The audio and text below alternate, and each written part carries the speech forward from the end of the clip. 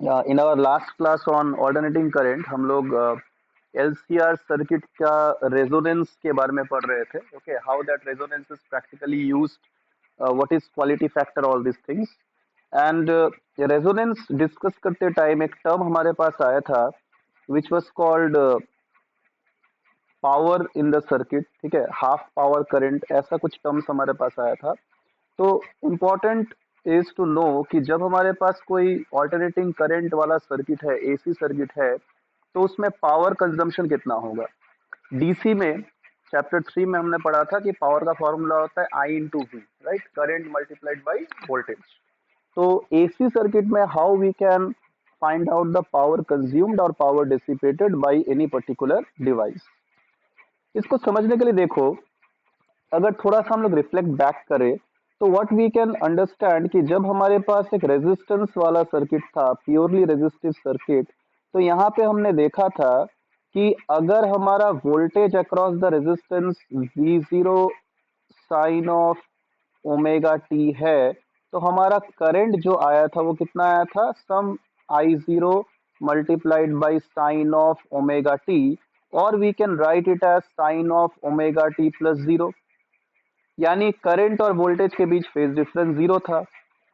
जब हमने purely inductive circuit लिया था, देन वी सॉ कि when voltage was we zero sine of omega t, the current was I zero sine of omega T minus 5/2.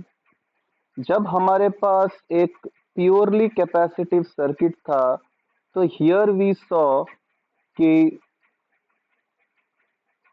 कि for v equal to v zero sine of omega T,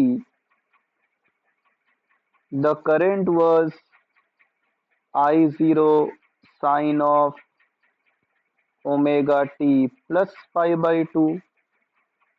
and जब हमने series LCR circuit लिया finally, तो here also we saw that the pattern is similar.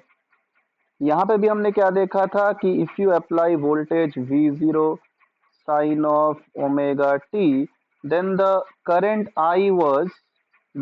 I was having this kind of relationship. कैसा मिला था, I equal to मिला था I zero sine of, ऐसा आया था, ओमेगा टी प्लस जो फेज डिफरेंस आया था that was tan inverse of XC minus XL divided by R, ऐसा कुछ आया था.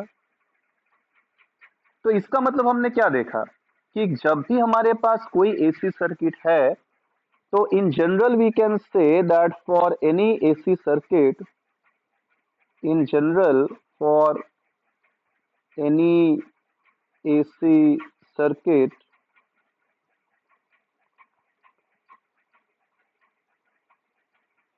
the current through the circuit has some phase difference.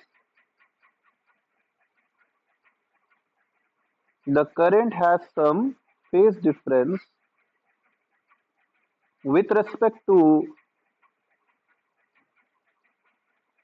the voltage across the circuit,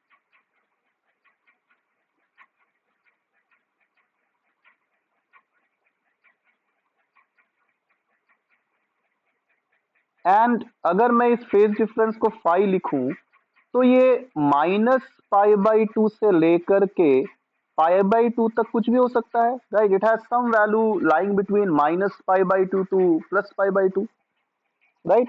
तो करंट और voltage के बीच में कुछ ना कुछ फेज डिफरेंस हमारा है, जो -π/2 से लेके +π/2 तक कुछ ना कुछ वैल्यू हमें देता है, सम वैल्यू इज देयर. तो अगर इसको हम जनरलाइज करें कि लेट हमारा वोल्टेज अगर v zero sine omega t हमने लिया, and suppose the corresponding current हमारा आ रहा है I zero sine of omega T plus five, where five is different for different kind of circuit. ठीक है, तो हमने ये मान लिया कि किसी एसी सर्किट में इन जनरल मान लो ऐसा हमारे पास वोल्टेज और करंट है. तो we know if that happens then the power consumed का फॉर्मूला क्या होगा? Power consumed at time t कितना होगा? तो हमें पता है at any instant if you find the value of power will be equal to what? Current multiplied by voltage. क्योंकि इंस्टेंटेनियस अगर लोगे तो वहां पे तो डीसी एसी का कोई उतना बड़ा फर्क नहीं है। इंस्टेंटेनियस मतलब एक पर्टिकुलर मोमेंट, ठीक है, पर्टिकुलर मोमेंट पे हर चीज कांस्टेंट ही दिखेगा हमें, right? So if you do that, you can write this will be I0 into V0 into sine of omega t plus phi into sine of omega t.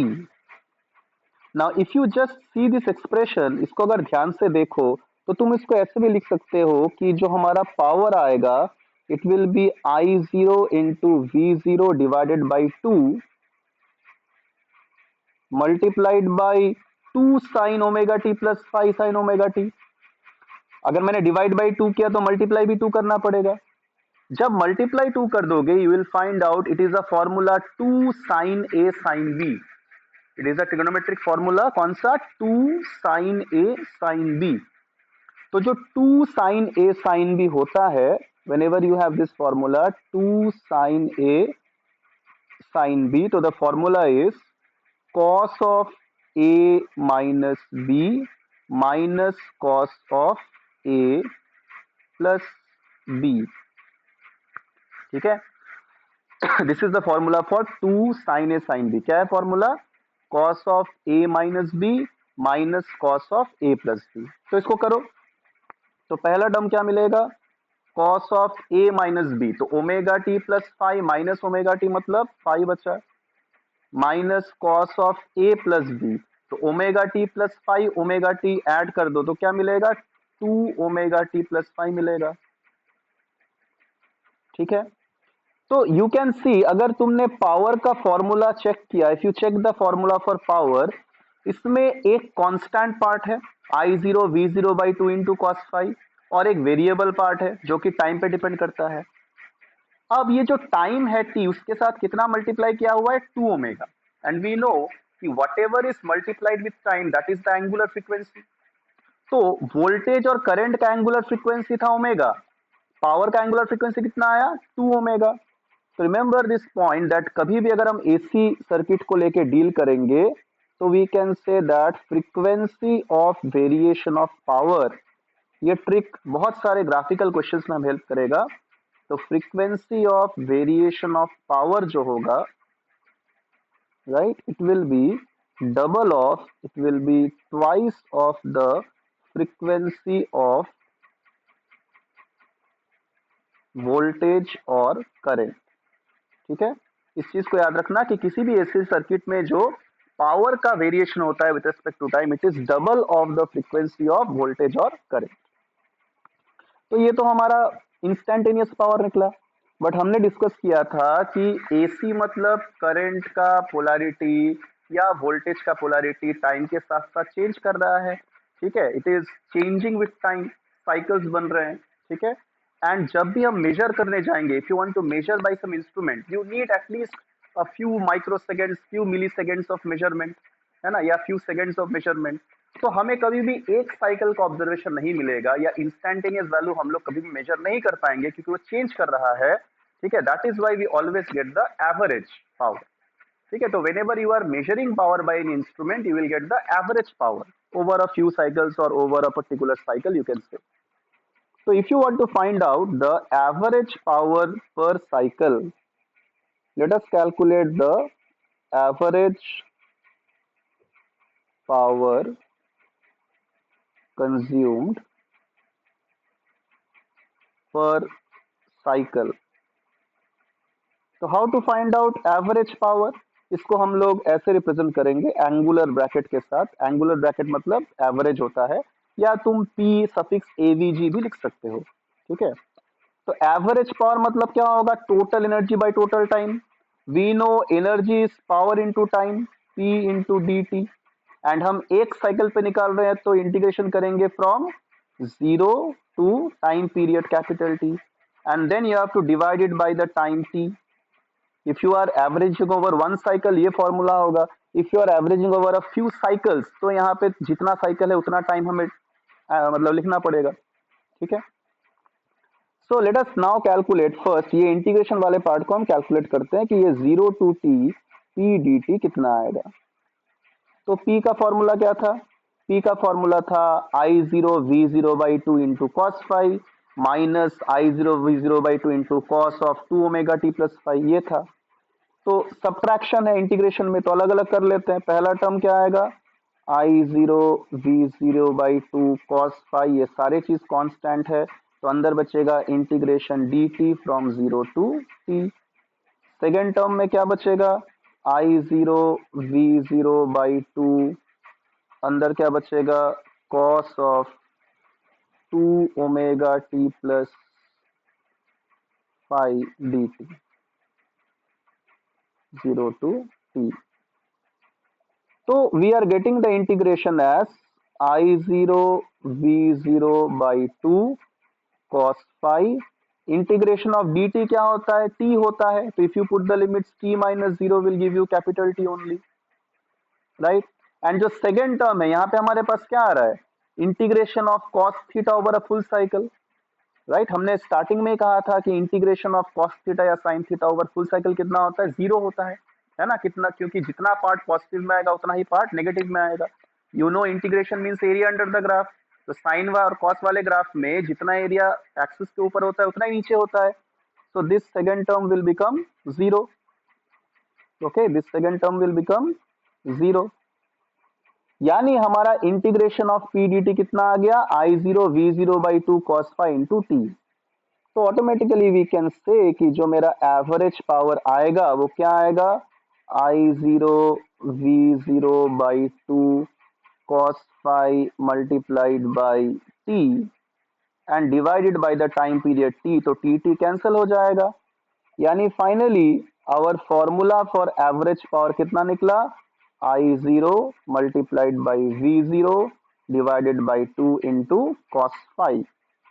So this is the formula for average power consumed in any AC circuit, ठीक है। अब इस formula को हम लोग थोड़ा सा modify करके ऐसे भी लिख सकते हैं कि P इक्वल टू हो जाएगा I0 by root two multiplied by V0 by root two multiplied by cos phi. अब अगर I0 peak value of current है तो I0 बाई रूट टू क्या है? आरएमएस वैल्यू है, इफेक्टिव वैल्यू जो हमें मेजर करने पे मिलता है। वैसे ही अगर V0 peak value of voltage है तो V0 बाई रूट टू क्या है? आरएमएस वैल्यू ऑफ वोल्टेज है जो हमें मेजर करने पे मिलता है, ठीक है, एसी वोल्ट मीटर से। तो फाइनली वी कैन से कि जो हमारा average power consumed per cycle आएगा वो कितना आएगा? I R M S multiplied by V R M S multiplied by cos phi. So remember that the power consumed per cycle not only depends on the current and voltage but also on the phase difference between them, ठीक है। तो ये जो हमारा cos phi है, this particular term cos phi, it can be written as what? The value of cos phi can be written as what? Average P divided by I RMS multiplied by VRMS. Now what is this average P? This is the real power consumed per cycle, है ना। ये असली actual में power consumed है जो हम लोग calculate कर रहे थे या जो हमें मेजरमेंट में मिला। सो this is the real power consumed per cycle divided by IRMS क्या है? इफेक्टिव करंट है। VRMS क्या है? इफेक्टिव वोल्टेज है। सो this is the apparent power consumed. This is the apparent power consumed. So remember, cos phi gives you the ratio of the real power consumed per cycle to the apparent power consumed, and इसको हम लोग कहते हैं power factor. This term is known as power factor, जिसका कोई units या dimensions नहीं होता, because you are dividing power by power, तो यूनिट कैंसिल हो जाएगा। Clear? So this is known as power factor. तो रिमेंबर कि अगर हमारा करंट और वोल्टेज के बीच का फेज डिफरेंस फाई है, तो cos phi gives you the power factor, and it is physically what? The real power consumed per cycle to the ratio of real power consumed per cycle to the apparent power consumed by the circuit. ठीक है, तो ये हो गया हमारा power factor का बात। अभी जो हमें याद रखना है कि अगर हमने एक if we have a purely inductive or capacitive circuit, if we have a purely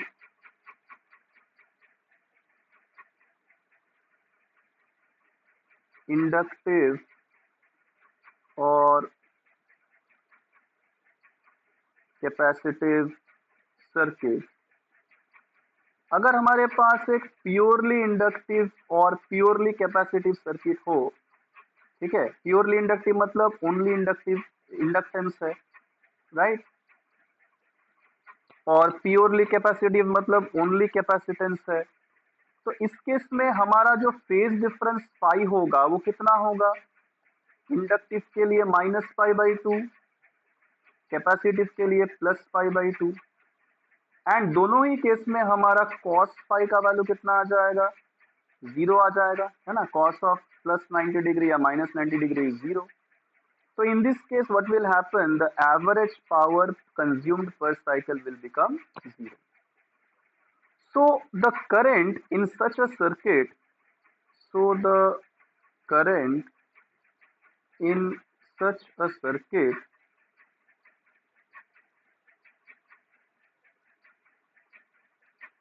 does not need any average power consumption. So the current in such a circuit does not need any average power consumption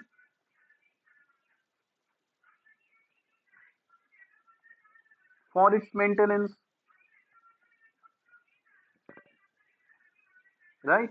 तो इस case में अगर मैंने एक purely inductive या purely capacitive circuit लिया, तो यहाँ पे करंट को मेंटेन करने के लिए सर्किट में कोई एवरेज पावर कंजम्पशन नहीं होगा, मतलब कुछ कुछ मोमेंट्स पे पावर वो जो इंडक्टर या कैपेसिटर है वो सोर्स में से एब्जॉर्ब करेगा एंड रिमेनिंग साइकिल में उसको वापस दे देगा. सो एवरेज में on an average the power consumption will be 0, right. Such a current is known as such a current is known as wattless current, because you know unit of power is watt. यहाँ पे कोई power नहीं लग रहा है, that is why such a current is known as wattless current. तो simple याद रखना है कि जहां पे करंट और वोल्टेज के फेस डिफरेंस 90 डिग्री है, π/2 है, there the current will require no average power consumption to maintain it, and such a current is known as wattless current. ठीक है. On the other hand, अगर तुमने एक प्योरली रेजिस्टिव सर्किट देखा, for a resistive circuit, अगर तुमने एक purely resistive circuit देखा या रेजिस्टिव सर्किट देखा,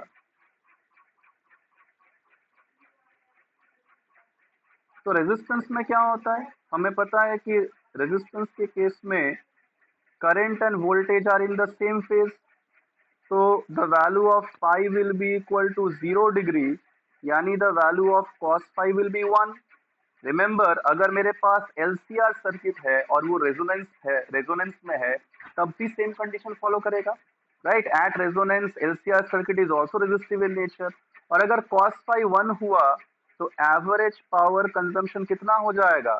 simply VRMS multiplied by IRMS, यानी it is just like the DC वाला formula, power equal to voltage into current. समझ में आया? तो in terms of power also अगर तुमने सेम इफेक्टिव वैल्यू का AC और DC लिया, तो रेजिस्टेंस दोनों में कोई फर्क नहीं कर पाएगा. Is that clear? यहाँ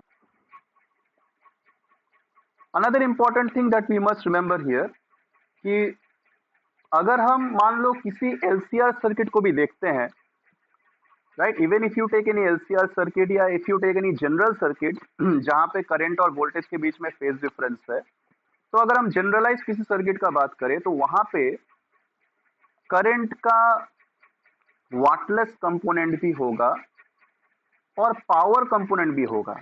ठीक है, वाटलेस कंपोनेंट मतलब जिसके लिए कोई एवरेज पावर कंजम्पशन नहीं है, पावर कंपोनेंट मतलब जिसके लिए एवरेज पावर कंजम्पशन है, जैसा रेजिस्टेंस में हमने देखा।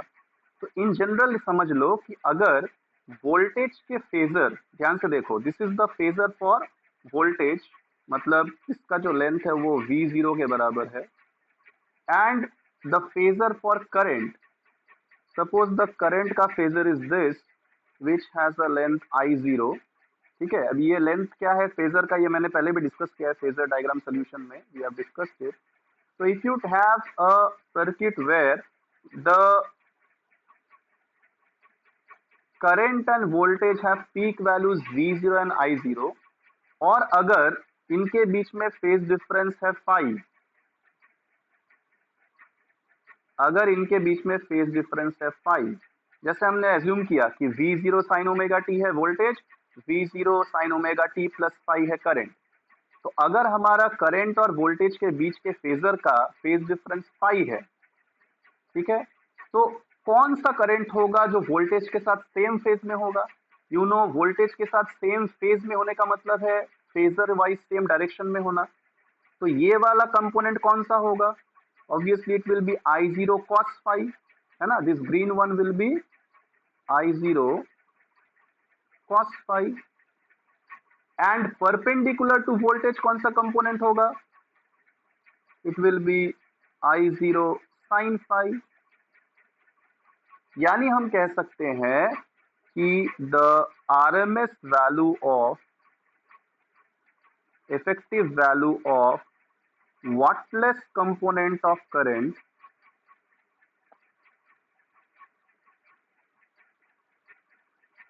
the average sorry RMS value of wattless component of current कितना होगा? देखो wattless component कौन सा होता है?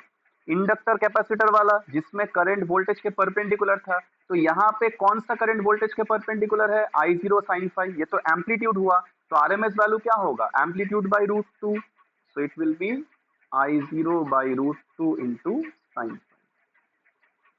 and the RMS value of power component of current, RMS value of power component of current, यानी कि जिसके लिए पावर कंजम्पशन होता है,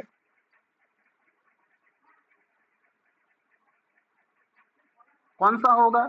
जैसा रेजिस्टेंस में होता था, अलोंग द वोल्टेज जो होता है, अलोंग द वोल्टेज कौन है? I0 cos phi है, ये तो एम्पलीट्यूड है, तो RMS क्या होगा? I0 by √2 multiplied by cos। तो अगर किसी भी सर्किट में तुम्हें वोल्टेज और करंट के बीच का फेज डिफरेंस और उनके एम्पलीट्यूड्स पता है, you can comment which one is the RMS component, which one is the power component. देख सकते हो कि हमारा जो इंडक्टर और कैपेसिटर है उसमें फाई कितना है? 90 डिग्री है, तो obviously the value of sine phi जो आएगा वो कितना आएगा? +-1 आएगा। Is that clear? तो the entire current will be the wattless current.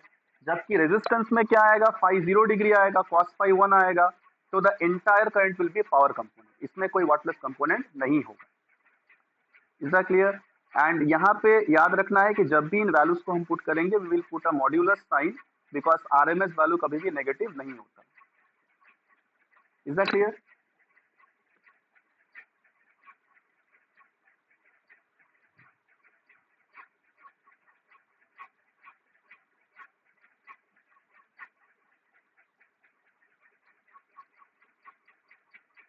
So for example, if I take a simple question to just discuss की फॉर्मूला को कैसे यूज करेंगे, तो मान लो कि क्वेश्चन दिया हुआ है कि हमारा V जो है वो है 10 sin 100 pi t in volt, and जो करंट है वो है हमारा 0.2 sine of 100 pi t plus pi by 3 in ampere, तो क्वेश्चन है calculate the average power consumed per cycle. Calculate the average power consumed per cycle. तो how to calculate this? Very simple, मैंने अभी बताया। फॉर्मूला क्या है average power consumed per cycle का? The formula of average power consumed per cycle is V0 I0 by 2 into cos five. तुम VRMS IRMS cos five भी याद रख सकते हो, बट यहाँ पे RMS वैल्यू दिया नहीं है, तो हम लोगों ने इन टर्म्स ऑफ एम्पलीट्यूड्स लिखा है। तो V0 कितना दिया हुआ है क्वेश्चन में? V0 इज 10, I0 इज 0.2, ठीक है। कॉस ऑफ फाइव कितना है? Pi by three. Pi by three radian में है, मतलब डिग्री में 60 होगा। दिस विल बी इन वाट, है ना, पावर का यूनिट इज वाट। तो कितना आ जाएगा? सॉल्व करो। 5 into 0.2 is 1, cos of 60 degree is 1/2, that means the answer will be 1/2 वाट और 0.5 watt. This will be the average power consumed per cycle. Same way, question can be asked, what is the effective value of wattless component of current? तो effective value of wattless current क्या होता है? I0 by √2 into sin phi, है ना। तो I0 0.2 है, phi pi/3 है, formula में पुट कर दोगे, you will get the answer, right? So this is how we can easily calculate the you can say power consumed in any particular AC circuit. Lastly remember कि जब हमने एक series LCR circuit लिया था, when we took a series LCR circuit like this, तो here we have already found कि जो हमारा phi था, the value of phi was tan inverse of XC minus XL divided by R. And ये हमें कहां से मिला था? याद करो, ये हमें मिला था फ्रॉम अ फेजर ट्राइंगल, जहां पे बेस ऑफ द ट्राइंगल हमारा I0 इंटू आर था, ठीक है। The perpendicular was I0 into XC minus XL and the hypotenuse of this triangle was I0 into the impedance Z, और ये angle हमारा था फाई। तो यहाँ पे अगर मैंने कॉस ऑफ फाई निकाला तो रिजल्ट क्या आएगा? कॉस मतलब बेस बाय हाइपोटेनस, तो I0 R by I0 Z मतलब आ जाएगा R बाई Z। तो कॉस फाई अगर R बाई Z है तो एवरेज पावर कंज्यूम्ड क्या निकालोगे? निकालोगे IRMS इंटू VRMS, जो कितना होता है? IRMS इंटू Z होता है, ठीक है, multiplied by R by Z, तो Z कैंसिल हो जाएगा, तो रिजल्ट क्या आएगा? रिजल्ट आएगा IRMS का स्क्वायर मल्टीप्लाइड बाई R। तो रिमेंबर, चाहे वो सर्किट जैसा भी हो, the power dissipation, power consumption is only due to, या heating effect is only due to the resistive part, ठीक है। इंडक्टिव और कैपेसिटिव पार्ट जो होता है वो पावर डिस्ट्रीब्यूशन में या पावर कंज्यूमशन में ऑन एन एवरेज कोई कंट्रीब्यूशन नहीं करते हैं। Is that understood till this point?